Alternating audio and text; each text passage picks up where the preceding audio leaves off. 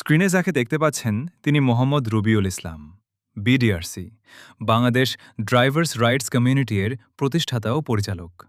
তিনি শুধু একটি সংগঠন করার স্বপ্ন দেখেননি, তিনি বিশ্বাস করেন একজন ড্রাইভারের কষ্ট আরেকজন ড্রাইভারই সবচেয়ে ভালো বুঝতে পারেন। তাই বহু বছর ধরে তিনি অসুস্থ, দুর্ঘটনায় আহত কিংবা বিপদে পড়া চালকদের খোঁজ নেওয়া, তাদের পাশে দাঁড়ানো এবং তাদের কথা কথা মানুষের সামনে তুলে ধরার চেষ্টা করে আসছেন।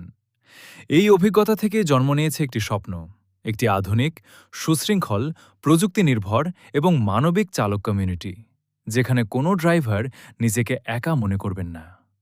কিন্তু একটি সংগঠন শুধু একজন মানুষের মাধ্যমে গড়ে ওঠে না।